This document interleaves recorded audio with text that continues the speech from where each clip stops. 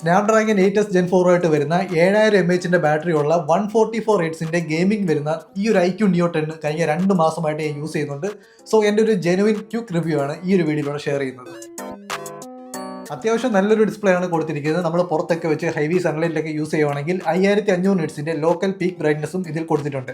ഈ ഒരു ഡിസ്പ്ലേയിൽ HDR സപ്പോർട്ടൊക്കെ ചെയ്യും. നമ്മൾ OTT ആപ്സിലൊക്കെ എന്തെങ്കിലും കോണ്ടന്റ് കാണുവാണെങ്കിൽ അല്ലെങ്കിൽ നിങ്ങൾ ഈവൻ യൂട്യൂബിലൊക്കെ എന്തെങ്കിലും കോണ്ടന്റ് കാണുവാണെങ്കിലും ആ ഒരു HDR സപ്പോർട്ട് ഇതിൽ കിട്ടും. ഈ ഫോണിൽ വരുന്നത് സ്നാപ്ഡ്രാഗൺ 8 Eliteന്റെ സെയിം GPU ആണ്. നമുക്ക് UFS 4.1 ഇതിന്റെ ഹയർ വേരിയന്റിലാണ് ലഭിക്കുന്നത്. നിങ്ങൾ 128 GB ഒക്കെ എടുക്കുവാണെങ്കിൽ അവിടെ 3.1 ആയിരിക്കും UFS കിട്ടുന്നത്. പക്ഷേ ആ ഒരു പ്രൈസ് റേഞ്ചിൽ അത് ഓക്കെയാണ്. ഈ ഒരു പ്രൈസ് സെഗ്മെന്റിലെ ഫാസ്റ്റസ്റ്റ് പെർഫോമൻസ് നൽകുന്ന ഒരു ഫോണും കൂടിയാണ് ഇത്. നല്ല മികച്ച ഗെയിമിങ്ങിന് വേണ്ടി iQOOന്റെ സൂപ്പർ കമ്പ്യൂട്ടിംഗ് Q1 ചിപ്പും ഈ ഒരു ഫോണിൽ കൊടുത്തിട്ടുണ്ട്.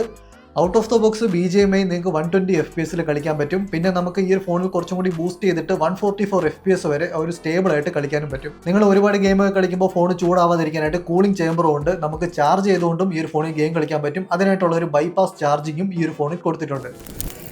50 MBയുടെ മെയിൻ പോർട്രേറ്റ് ക്യാമറയാണ് വരുന്നത്. 32 MBയുടെ സെൽഫി ക്യാമറയുണ്ട്. ഇതിലെടുത്തിരിക്കുന്ന കുറച്ച് സാമ്പിൾസ് ഞാൻ അവിടെ കാണിക്കാം.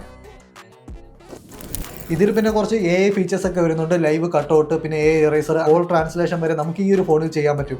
Out of the box Android 15 ആണ് വരുന്നത്. 3 വർഷത്തേക്കുള്ള ആൻഡ്രോയിഡ് അപ്ഡേറ്റും 4 വർഷത്തേക്കുള്ള സെക്യൂരിറ്റി അപ്ഡേറ്റും ഈ ഒരു ഫോണിൽ നിങ്ങൾക്ക് കിട്ടും. പിന്നെ എനിക്ക് ഇഷ്ടപ്പെട്ടത് ഈ ഒരു ഫോണിൽ 120 വാട്ട്സിന്റെ ഒരു ഫ്ലാഷ് ചാർജറും കൂടെ തന്നെ വരുന്നുണ്ട്. 7000 mAhന്റെ സിലിക്കോൺ ബ്ലൂ ബോർഡ് ബാറ്ററിയാണ് വരുന്നത്. സോ 2 മാസത്തെ എൻ്റെ യൂസർ എക്സ്പീരിയൻസിൽ അടിപൊളി ഡിസ്പ്ലേ, പ്രത്യേകിച്ച് ഫ്ലാറ്റ് ഡിസ്പ്ലേ ആണ്. ആ ഒരു ഡിസ്പ്ലേയും ഗെയിമിങ്ങിനും പിന്നെ സ്റ്റീരിയോ സ്പീക്കേഴ്സും, നിങ്ങൾ ഒരുപാട് മ്യൂസിക് ഒക്കെ കേൾക്കുന്ന ഒരാളാണെങ്കിൽ ബെസ്റ്റ് എക്സ്പീരിയൻസ് ആയിരിക്കും.